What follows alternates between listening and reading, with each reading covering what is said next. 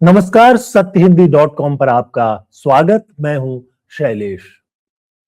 Iran और America के बीच युद्ध विराम में महत्वपूर्ण मध्यस्थ की भूमिका निभा करके पाकिस्तान दुनिया की राजनीति में अपनी स्थिति को काफी मजबूत कर चुका है।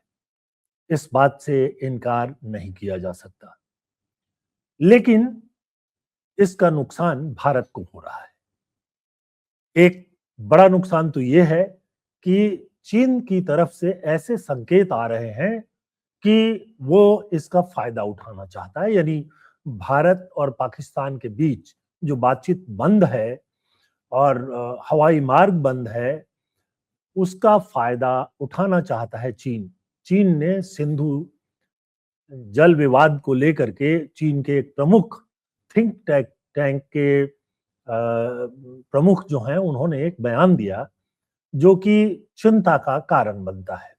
उन्होंने कहा कि भारत को सिर्फ ये नहीं सोचना चाहिए कि सिंधु नदी का उद्गम भारत में है। उनका संकेत इस तरफ भी था कि कुछ नदियों का उद्गम चीन में भी है, यानी तिब्बत में है, और उसमें ब्रह्मपुत्र प्रमुख है। तो इसका क्या मतलब निकाला जाए? बहरहाल, भारत और पाकिस्तान दोनों देशों में कुछ लोग ये महसूस कर रहे हैं कि दोनों देशों के बीच बातचीत शुरू की जानी चाहिए। ये बातचीत जो कि पहलगाम में आतंकवादी हमला और फिर उसके बाद ऑपरेशन सिंदूर के बाद बंद हुआ, तो फिर अभी तक शुरू नहीं हो पाया है। पहलगाम जैसी घटनाएं बहुत ही निंदनीय है, लेकिन उसके बावजूद पाकिस्तान से बातचीत बंद करके हम किस दिशा में जा रहे हैं, ये एक महत्वपूर्ण सवाल है। और यही सवाल दोनों देशों के करीब 117 प्रमुख लोगों ने उठाया है, जिसमें भारत सरकार के पूर्व मंत्री, जम्मू और कश्मीर के 2 पूर्व मुख्यमंत्री, एक प्रमुख धर्मगुरु, पाकिस्तान के पूर्व मंत्री और पूर्व राजनयिक, ये सब लोग शामिल हैं। ये चाहते हैं कि दोनों देशों के बीच बातचीत शुरू हो। एक खबर ये भी आई थी कि हाल में बीजेपी के प्रमुख नेता राम माधव जब एक डायलॉग प्रोग्राम में श्रीलंका गए थे, तब उन्होंने पाकिस्तान के का जो डेलीगेशन था उसके साथ अनौपचारिक बातचीत की थी। हालांकि राम माधव ने इसका खंडन कर दिया था और वहां पर हमारे पूर्व सेना प्रमुख नरवणे भी गए थे। तो ये सब जो कुछ चल रहा है, उसके बीच से ये एक बड़ा सवाल है कि क्या भारत और पाकिस्तान के बीच बातचीत शुरू की जानी चाहिए? क्या दोनों देशों के बीच बातचीत नहीं होने से स्थितियां और बिगड़ सकती हैं? दोनों देशों में इस समय जो है एक तरह से राजनयिक संबंध जो है वो भी ठप है। हमारे जो उच्चायोग हैं उसमें वरिष्ठ अधिकारी नहीं है और उच्चायोग का काम भी ठप है। तो जो भी दोनों देशों के बीच संपर्क था वो ठप है। और ये जो 117 लोगों ने, जिसमें लगभग बराबर के हैं भारत और पाकिस्तान दोनों के, उन्होंने कहा है कि बातचीत शुरू करें और कुछ और ऐसे पहल शुरू होने चाहिए जिससे कि दोनों देशों के बीच जो ये बर्फ जम गया है वो पिघल जाए। इसी मुद्दे पर बातचीत करने के लिए हमने आज आमंत्रित किया है चीनी मामलों के विशेषज्ञ और वरिष्ठ पत्रकार रंजीत कुमार को। रंजीत जी, स्वागत है आपका प्रोग्राम में। नमस्कार। आपको आवाज आ रही है रंजीत जी? जी जी। तो चलिए बातचीत शुरू करते हैं। ये आपने देखा होगा कि करीब 117 राजनयिक हैं जिन्होंने ये कहा है कि बातचीत को शुरू करें। और इसमें जो प्रमुख नाम हैं, वो नाम भी मैं उनमें से कुछ लोगों के नाम मैं यहाँ बता देना चाहूंगा कि कौन कौन से ऐसे प्रमुख लोग हैं जो कि चाहते हैं कि बातचीत जो है वो शुरू करें हम, और जल्दी से जल्दी शुरू करें। ये जो है इस पर हम बात करेंगे और बाद में हम फिर आएंगे चीनी अधिकारी, जो अधिकारी तो नहीं है लेकिन वो भी थिंक टैंक का हिस्सा हैं, उन्होंने क्या धमकी दी है भारत को और वो क्या करना चाहते हैं। तो जो मेरा पहला सवाल आपसे होगा रंजीत जी, एक एक सरसरी निगाह से आप ये बताइए कि दोनों के बीच में बातचीत ही आखिरी हल है या कोई और तरीका हो सकता है? ऑपरेशन सिंदूर से तो कोई हल निकला नहीं। देखिए, भारत और पाकिस्तान के बीच संवाद का माहौल शुरू होना, बातचीत की प्रक्रिया शुरू होना समय की मांग है। भारत अनंत काल तक इसे टालता नहीं रह सकता। भारत और पाकिस्तान एक दूसरे के भौगोलिक पड़ोसी हैं और इस सच्चाई से कोई भी पक्ष जो है इनकार नहीं कर सकता, क्योंकि दोनों को पड़ोस में रहना है, एक साथ रहना है और एक दूसरे के साथ संवाद करके, एक दूसरे के साथ सहयोग का रिश्ता बना करके ही चलना होगा। देखिए, पाकिस्तान पर आतंकवाद का जो आरोप लगाया जा रहा है, वो ज़रूर निश्चित तौर पर सही है, पाकिस्तान की ओर से आतंकवाद भड़काया जाता है। लेकिन इस मसले पर भी आखिर आपको बातचीत तो करनी ही होगी। बातचीत का जो सिलसिला है, बातचीत का जो दरवाज़ा है, वो बंद कर देंगे तो आतंकवाद तो चलता रहेगा। आतंकवाद को आपको रोकना है तो पाकिस्तान को साफ-साफ दो टूक स्वर में उसे ये संदेश देना पड़ेगा कि आप पाकिस्तान आतंकवाद को रोकिए, तभी रिश्ते सामान्य हो सकते हैं। लेकिन आतंकवाद को रोकने के लिए कोई संवाद की प्रक्रिया नहीं शुरू की गई है, केवल धमकियां दी जा रही हैं, केवल युद्ध का उन्माद भारत में पैदा किया जा रहा है और जवाबी तौर पर पाकिस्तान में भी इसी तरह की चेतावनियां भारत को दी जा रही हैं कि भारत के वो हाथ काट देंगे या कुछ भी इस तरह की बड़ी चेतावनी दे रहे हैं। तो युद्ध का उन्माद जिस तरह से फैलता जा रहा है और जिस तरह से जिहादी ताकतें पाकिस्तान की सत्ता पर हावी होती जा रही हैं, खास करके पाकिस्तान के जो सैन्य हलकों में जिस तरह से जिहादी जनरलों का उद्भव हो चुका है, जनरल असीम मुनीर खुद एक जिहादी जनरल माने जाते हैं। तो ऐसे तत्वों का जिस तरह से हावी हो रहे हैं पाकिस्तान की सत्ता पर, तो इनको नजरअंदाज नहीं किया जा सकता। इनके साथ बातचीत करके इन्हें आप किसी भी तरीके से समझाने बुझाने की जो प्रक्रिया होती है वो जारी रहनी चाहिए। देखिए, ये जो भारत और पाकिस्तान के बीच ट्रैक टू सिलसिला चलाने की जो बात फिर से चल पड़ी है, इसमें बहुत सच्चाई है और ये जो ट्रैक टू सिलसिला है, इसके पीछे बड़ी ताकतें हैं। एक तरफ चीन ने भारत को चेतावनी दी है कि सिंधु नदी, यह मानकर नहीं चले कि सिंधु नदी भारत से निकलती है या इसके भारत से होकर जो पानी का प्रवाह हो रहा है पाकिस्तान की ओर, भारत उसे रोक सकता है। चीन ने अप्रत्यक्ष तौर पर भारत को चेतावनी दी है कि तिब्बत से निकलने वाली कई नदियां वो भारत की ओर प्रवाह करती हैं और चीन भी अप्रत्यक्ष तौर पर यह कहना चाह रहा है कि वैसा ही कदम उठा सकता है। तो भारत अंतर्राष्ट्रीय नदियों का जो एक दूसरे के क्षेत्रों में प्रवेश करती हैं, इन पर रोकने की एक पक्षीय कार्रवाई इस तरह नहीं कर सकता। भारत यदि इस तरह की कार्रवाई करेगा तो चीन भी करने को स्वतंत्र होगा। तो भारत को यह मानकर चलना पड़ेगा कि पाकिस्तान के साथ जो रिश्ते हैं उसमें अन्य देशों की भी रुचि है। भारत और पाकिस्तान के बीच संवाद का माहौल बने रहने से एक शांति का माहौल रहता है, शांति और स्थिरता का माहौल रहता है और अंतर्राष्ट्रीय ताकतें ये चाहती हैं कि भारत और पाकिस्तान के बीच जो है रिश्ते सामान्य रहें, सामान्य रिश्तों की बहाली जल्द से जल्द हो जाए। और अमेरिकी और जो दूसरे अंतर्राष्ट्रीय ताकतें हैं, देखिए ये जो कोलंबो में अंतर्राष्ट्रीय भारत और पाकिस्तान के बीच मैं इस मुद्दे पर आऊंगा रंजीत जी, 1 मिनट के लिए विराम देता हूं आपको। पहले मैं ये बताना चाहूंगा कि ये जो चिट्ठी, महत्वपूर्ण चिट्ठी दोनों देशों के लोगों के द्वारा संयुक्त रूप से लिखी गई है, उसमें किन किन लोगों ने हस्ताक्षर किया है। इसमें एक नाम है फारूक अब्दुल्ला, जो नेशनल कॉन्फ्रेंस के प्रमुख हैं और जम्मू कश्मीर के पूर्व मुख्यमंत्री भी हैं। महबूबा मुफ्ती, ये पीडीपी की हैं प्रमुख और ये भी पूर्व मुख्यमंत्री है। उसके बाद नाम आता है मीरवाइज उमर फारूक, ये कश्मीर के जो भारतीय हिस्सा है उसके प्रमुख धार्मिक नेता है। एक और नाम है मनोज झा, ये आरजेडी के सांसद हैं। एक नाम हुमायूं कबीर का है, जो पहले टीएमसी की तरफ से मंत्री थे और पिछले चुनाव में उन्होंने एजेयूपी नाम की पार्टी बना दी थी। इसके अलावा मणिशंकर अय्यर हैं जो कांग्रेस में हैं और पूर्व केंद्रीय मंत्री हैं। एएस दुल्लत हैं जो RAW यानी रॉ के पूर्व चीफ थे।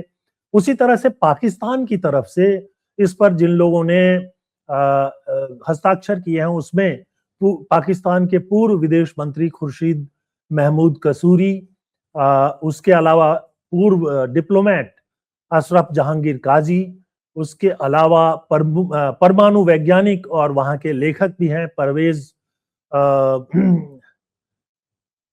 हुद भाई, और उसके जी, और नेशनल असेंबली के सदस्य हैं इस्फानार भंडारा। तो ये सब लोग जो हैं वो लिख रहे हैं कि दोनों देशों में बातचीत हो। क्या बातचीत हो उसको भी उन्होंने सामने रखा है।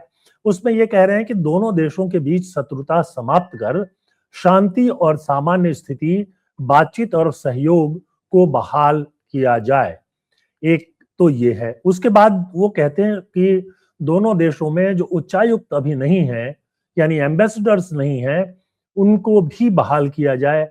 जो वीजा सेवाएं, मतलब एक दूसरे देश में आने जाने की जो सुविधा थी वो बहाल किया जाए। जो हमारा एयर स्पेस है उसको खोला जाए। भारत की एयरलाइंस, बहुत सारी एयरलाइंस जो है बहुत घाटे में है, क्योंकि उनको घूम करके यूरोप और अमेरिका की तरफ जाना पड़ता है। इसमें बहुत सारा पेट्रोल जो है बेकार जाता है, पाकिस्तान के ऊपर से वो उड़ान नहीं भर सकते हैं। तो ये भी एक मांग है। और इसके अलावा वो चाहते हैं कि लंबे समय के लिए संवाद की बहाली की जाए और धार्मिक और सांस्कृतिक पहुंच जो है दोनों देशों के बीच बढ़ाई जाए और युवकों के लिए विशेष अवसर पैदा किया जाए। और उनका ये भी मानना है कि मतभेद को सुलझाने का एकमात्र रास्ता और शत्रुता दोनों देशों के युवाओं के भविष्य के लिए बहुत ही आवश्यक है। अब मैं यहाँ पर एक सवाल आपके सामने रखना चाहता हूं रंजीत जी, कि एक तरफ ये शांतिपूर्ण तरीके से दोनों देशों के बीच व्यवस्था बहाल करने की बात हो रही है, और दूसरी तरफ हमारे सामने जो ऑपरेशन सिंदूर था उसके नतीजे हैं। उस ऑपरेशन के दौरान हमने अचानक ये महसूस किया कि चीन एक तरह से खुले तौर पर पाकिस्तान की मदद कर रहा है। पाकिस्तान को भारतीय विमानों के बारे में और बाकी सारी चीजों के बारे में गुप्त सूचनाएं चीन ने ही पाकिस्तान को दी, और भारत का जो भी नुकसान हुआ उसका एक बड़ा कारण चीन की तरफ से जो सूचनाएं दी गई उसको मानते हैं। और पाकिस्तान जो है खुद एक न्यूक्लियर देश भी है। तो क्या हम इस समय ऐसी स्थिति में हैं कि युद्ध के जरिए और नफरत के जरिए इस मामले को हल कर सकें? जी देखिए, बातचीत ही एकमात्र रास्ता है दोनों देशों के बीच आपसी मसलों को सुलझाने का। देखिए, भारत ने पिछले साल पहलगाम में पाकिस्तान की कुछ ताकतों द्वारा जिस तरह से आतंकवादी हमले किए गए, एक ही धर्म के लोगों को जिस तरह से चुन चुन करके मारा गया, उससे भारत में एक युद्ध का अनुमान पैदा हुआ और भारत की ओर से चेतावनियां दी जाने लगी कि पाकिस्तान को इसका सबक सिखाया जाएगा। इसकी पृष्ठभूमि में भारत ने पाकिस्तान के खिलाफ ऑपरेशन सिंदूर ऑपरेशन सिंदूर की कार्रवाई की। पाकिस्तान पर सैनिक हमले किए, पाकिस्तान के सैनिक ठिकानों को नष्ट किया, उनके आतंकवादी अड्डों को नष्ट किया। लेकिन इस तरह से निश्चित तौर पर भारत ने पाकिस्तान पर एक तरह से सैन्य विजय हासिल की। लेकिन जो सामरिक क्षेत्रों में, जो कूटनीतिक क्षेत्रों में भारत को बढ़त मिलनी चाहिए थी, भारत को वो नहीं हासिल हो सका। जो नैरेटिव था पाकिस्तान और भारत के बीच रिश्तों का, जो चल रहा था कि भारत की यह बात स्वीकार की जाती थी कि आतंकवाद ही दोनों देशों के बीच रिश्तों में कटुता का बहुत बड़ी वजह है। अब ये नैरेटिव सारा बदल गया है। पाकिस्तान ने जिस तरह से ईरान के साथ और अमेरिका के बीच बातचीत को जिस तरह से एक मंच प्रदान किया और अपना एक सामरिक हैसियत है, सामरिक जो स्ट्रेटेजिक प्रोफाइल है, जिस तरह से बेहतर किया, और अब पूरे विश्व में एक नई भूमिका, एक तटस्थ, एक मीडिएटरी रोल प्ले करने वाली जिस तरह की भूमिका पाकिस्तान ने निभाई है, तो उससे पाकिस्तान की प्रतिष्ठा अंतर्राष्ट्रीय कूटनीतिक मंचों पर काफी बढ़ गई है। पाकिस्तान की बात भी अब सुनी जाने लगी है। चीन तो पाकिस्तान के साथ खुलकर आ ही चुका है। जिस तरह से अमेरिकी प्रशासन ने पाकिस्तान का साथ दिया, जिस तरह से पाकिस्तान के जो जिहादी जनरल हैं, जनरल मुनीर को जिस तरह से उनका मनोबल बढ़ाया, जिस तरह से उन्हें बढ़ावा दिया, तो उससे भी साफ है कि अमेरिकी प्रशासन भी पाकिस्तान से और भारत के बीच जो संवाद का माहौल है, शांति का की जो प्रक्रिया है, उसको बढ़ावा दे रहा है। देखिए, ये जो बातचीत का सिलसिला रुक गया है, भारत ने अपनी ओर से एयर स्पेस बंद कर दिया है। अभी आपने इसका जिक्र किया, भारत के विमानों को काफी घुमावदार रास्ता अपना करके दूसरे देशों की ओर जाना पड़ता है। इससे भारत को अपने यात्री विमानों पर काफी बड़ा खर्च करना पड़ता है, काफी खर्च बढ़ गया है। सैकड़ों करोड़ रुपए के जो है तेल के खर्च बढ़ गए हैं, जिससे भारतीय विमानन उद्योग को काफी नुकसान हो रहा है, भारत की अर्थव्यवस्था को काफी नुकसान हो रहा है। एक तरह से भारत ने खुद अपने पांव पर कुल्हाड़ी मारी। एयर स्पेस बंद करने का कदम पहले भारत ने उठाया था और उसके जवाबी कदम के तौर पर पाकिस्तान ने एयर स्पेस बंद कर दिया। तो दोनों, पाकिस्तान को इससे तो बहुत मामूली नुकसान हो रहा है, भारत को कई गुना अधिक नुकसान हो रहा है। इससे भारत की अर्थव्यवस्था पर काफी प्रतिकूल असर पड़ रहा है, भारत की छवि खराब हो रही है। और भारत और पाकिस्तान के बीच जो तनाव का माहौल बना रहता है, उससे भारत में अंतर्राष्ट्रीय निवेशक हैं, वो भी काफी चिंतित रहते हैं कि भारत और पाकिस्तान के बीच यदि युद्ध छिड़ जाए तो उनके निवेश का क्या होगा, उनके निवेश क्या सुरक्षित रहेंगे।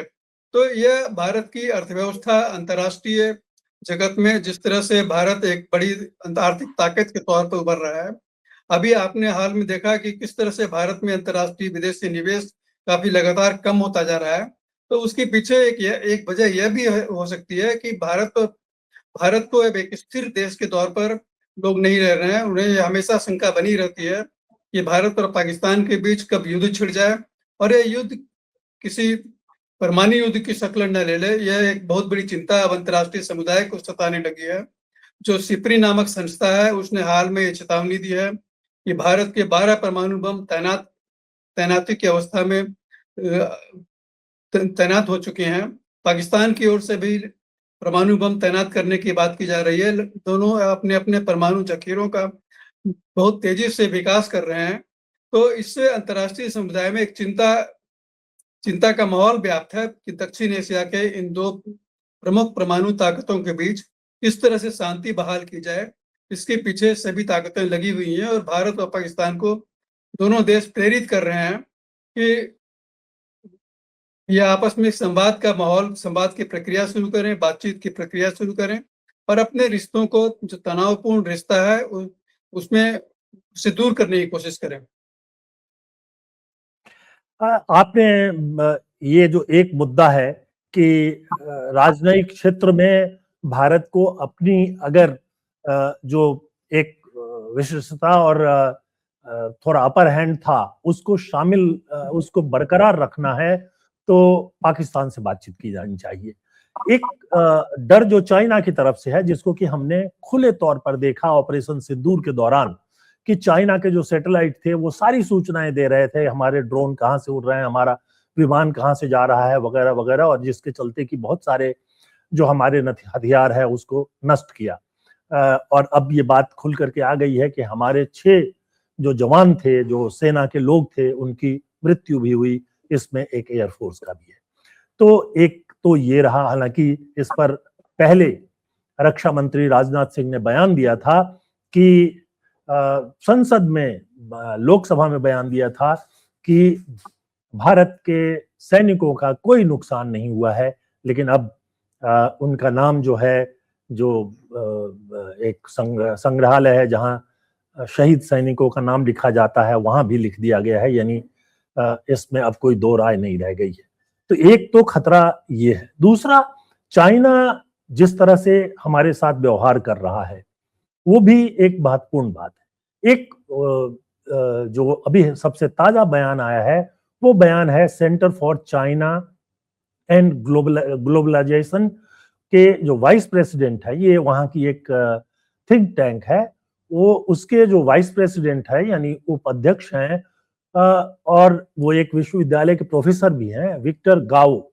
उन्होंने हाल में सिंधु संधि पर भारत को धमकी दी। उन्होंने कहा कि भारत दूसरों के साथ वो न करे जो वो खुद अपने साथ नहीं चाहता। उनका इशारा जो है ब्रह्मपुत्र नदी की तरफ था, जिसका स्रोत अभी के तिब्बत में है, जिस पर चीन का नियंत्रण है, कब्जा है, चीन का हिस्सा है। तो ये चीन की तरफ से जब कोई बयान इस तरह से आता है तो उसे ये माना जाता है कि कहीं ना कहीं सरकार जो है उसका इशारा है कि इस तरह की बात करो, और वो सिर्फ ऐसे ही कोई वहां से बोल दे ये होता नहीं है, क्योंकि ऐसे ही कोई बोल देगा तो फिर उसके खिलाफ जो कार्रवाई होती है उसकी जानकारी भी किसी को नहीं मिल सकती।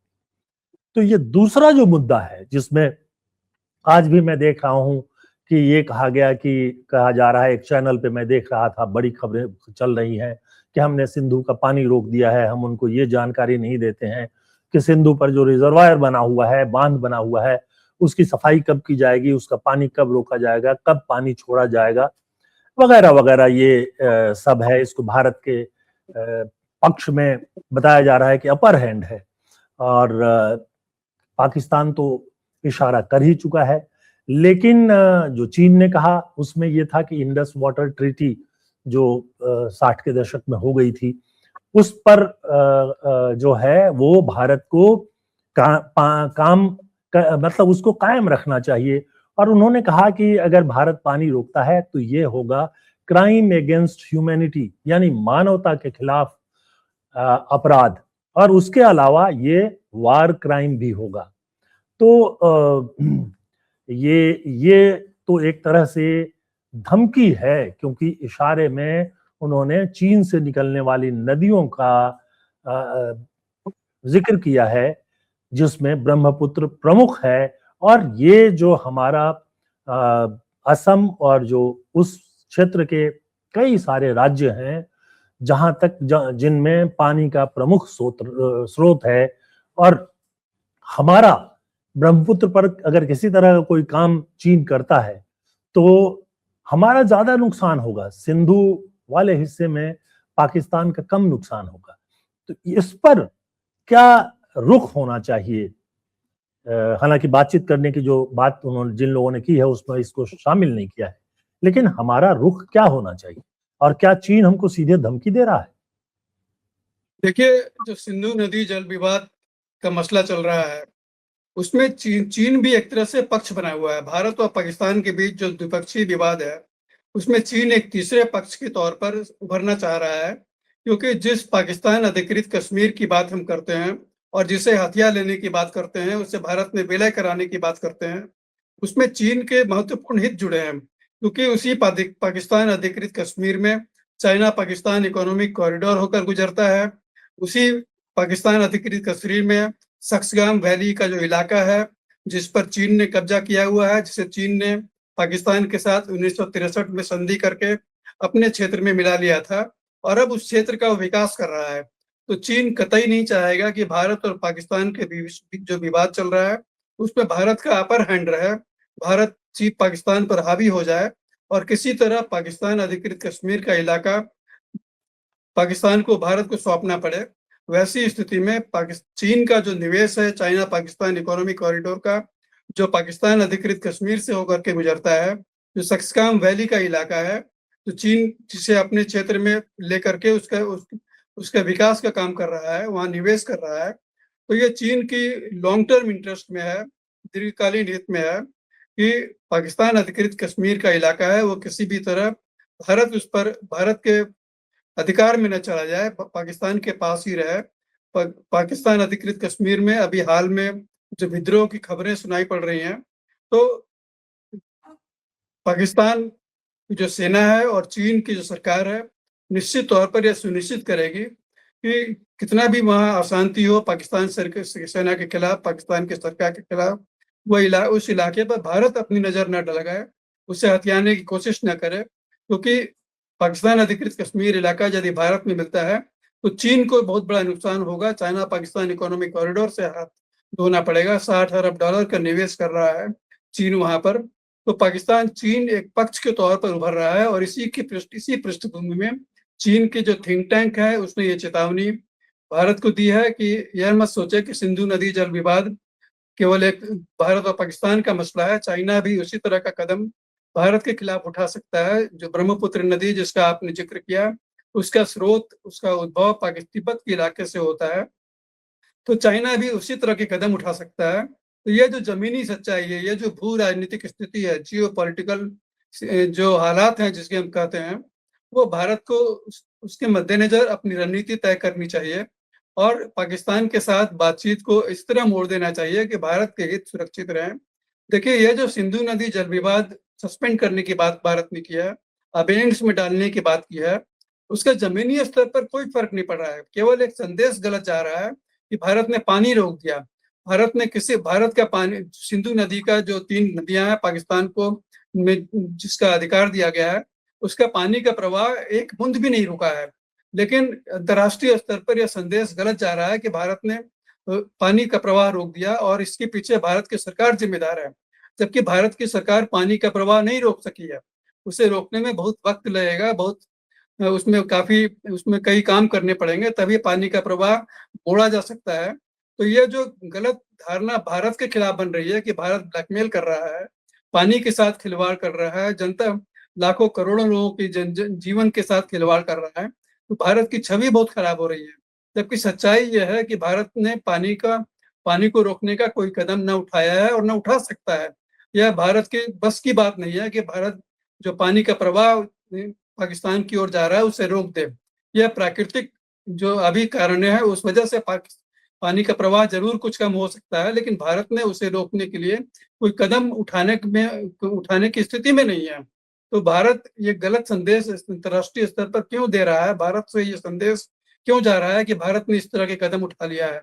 यह पाकिस्तान को एक तरह से एक बहाना मिल गया है कि भारत के खिलाफ अंतर्राष्ट्रीय माहौल बनाए, अंतर्राष्ट्रीय कूटनीतिक जगत में भारत को नीचा दिखलाए कि भारत नहीं रजनीश जी, ये अंतर्राष्ट्रीय क्षेत्र में माहौल बना रहे हैं या अपना जो वोटर है यहाँ, जिसको उन्होंने एक तरह से पाकिस्तान विरोधी बना रखा है,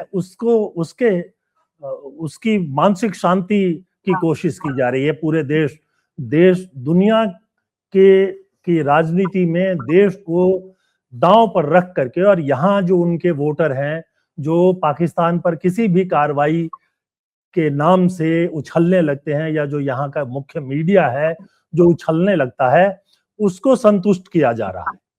नहीं, देखिए, आपने सही कहा। यहाँ के जो मतदाता हैं, जो तथाकथित भाजपा के समर्थक मतदाता हैं, उन्हें बरगलाया जा रहा है कि हमने पानी का प्रवाह रोक दिया है। नहीं रोक सकते पानी का प्रवाह। पानी नियमित तौर पर, सामान्य तौर पर जैसे बहता था बह रहा है, लेकिन भारत के जिसे राष्ट्रवादी तत्व कहते हैं, जो नेशनलिस्ट और उनके साथ जो संप्रदायवाद जिस तरह से जुड़ा हुआ है, सांप्रदायिक जो भावनाओं का जिस तरह से दोहन करके उन्हें बरगलाया जा रहा है, भारत के लोगों को ये समझना होगा कि भारत पाकिस्तान की ओर जाने वाला पानी नहीं रोक सकता। केवल उसके जो कुछ प्रतिशत हिस्सों का उपयोग कर सकता है पनबिजली उत्पादन के लिए, तो उससे पानी का प्रवाह नहीं रुक सकता। पानी का प्रवाह निरंतर जारी रहेगा। लेकिन भारत के लोगों में यह राष्ट्रवाद का जो उन्माद फैला करके जिस तरह से गलत जानकारी भी दी जा रही है, और इस तरह से भारतीय मतदाताओं में यह भावनाएं पैदा की जा रही है कि भारत ने पाकिस्तान का किस तरह पानी रोक दिया है, किस तरह से उनका जीवन तबाह कर दिया है, क्योंकि वह भारत के खिलाफ आतंकवादी तत्वों को भड़का रहे हैं। तो यह भारत की जनता को सच्चाई समझनी चाहिए कि भारत इस तरह का प्रवाह नहीं रोक सका है और न रोक पाएगा। अगर यदि रोकने के लिए अभी बहुत वक्त लगेगा, कई साल का वक्त लगेगा, और सारा पानी का प्रवाह रोक दिया तो पानी उलट करके कहाँ जाएगा? वो भारत की ओर आएगा, और क्या भारत का इलाका नहीं बाढ़ग्रस्त हो जाएगा? उसे रोकना तो मुमकिन है ही नहीं।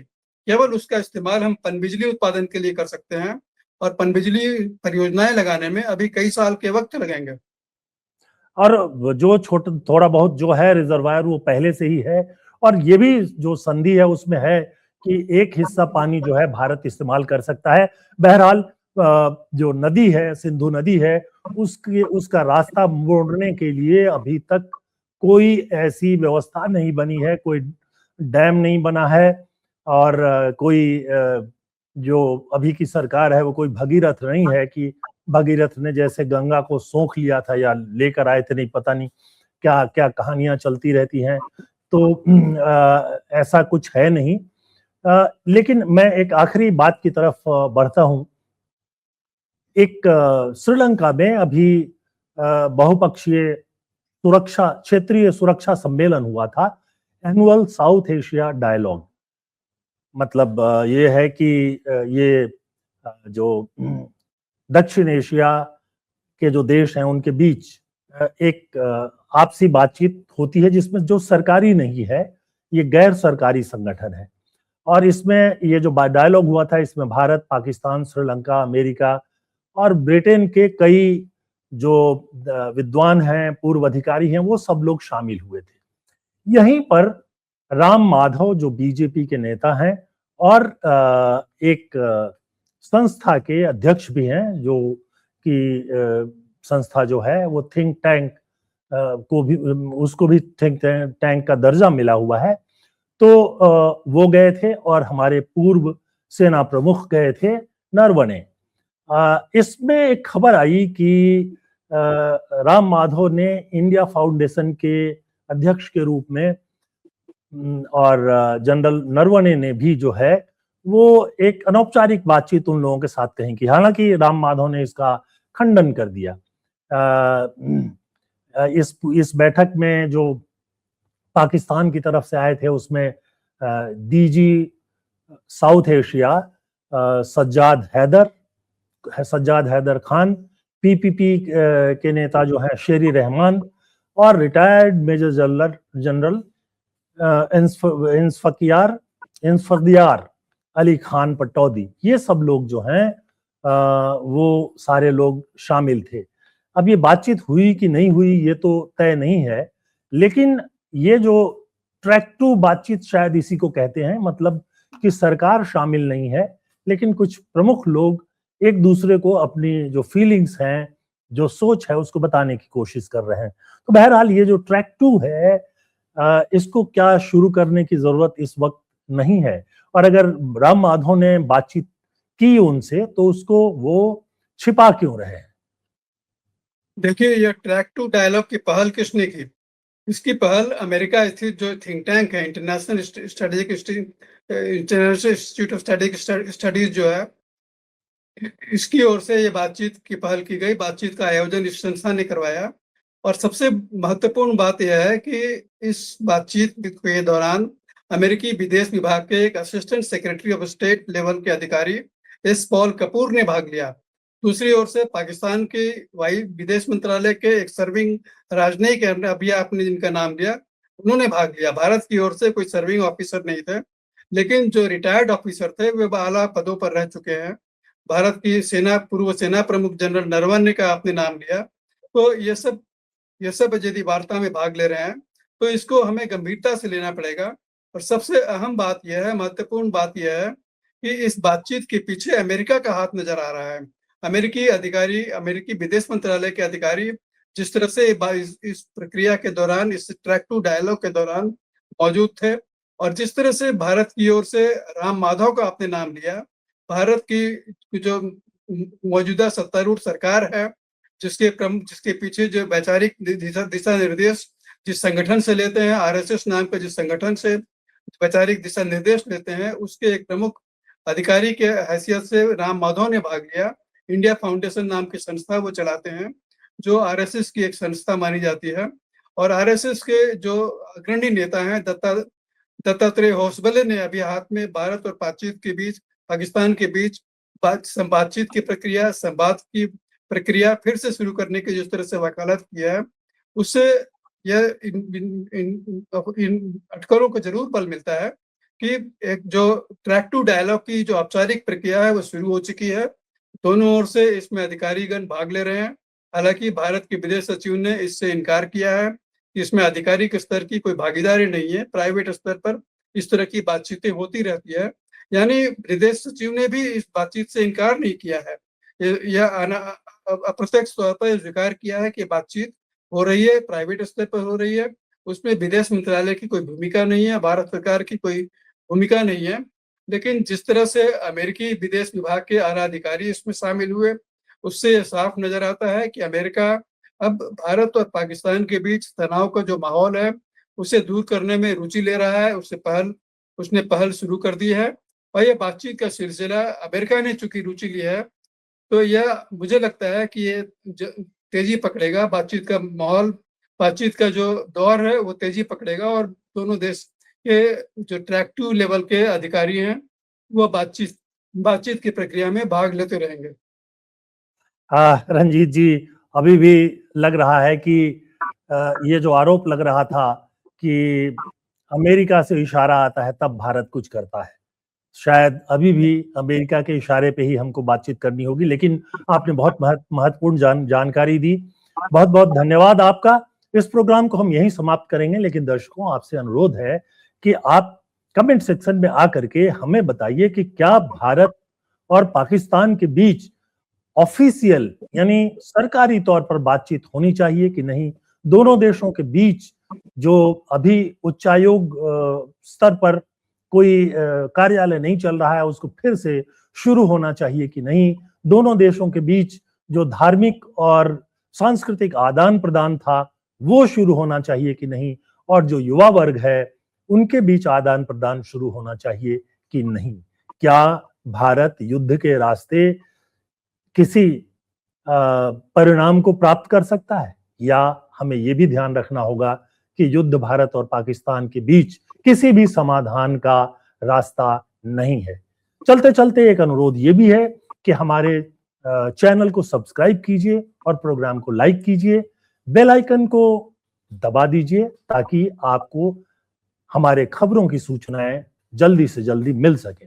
एक अनुरोध ये भी है कि आप हमारे चैनल को सब्सक्राइब कर लें और सत्य हिंदी का ऐप जो है उसको भी डाउनलोड कर लें ताकि आप बेहतर ढंग से प्रोग्राम देख सकें। आज के लिए बस इतना ही। बहुत बहुत धन्यवाद। नमस्कार।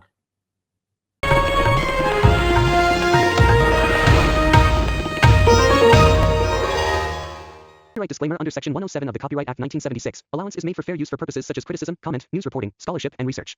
Fair use is a use permitted by copyright statute that might otherwise be infringing.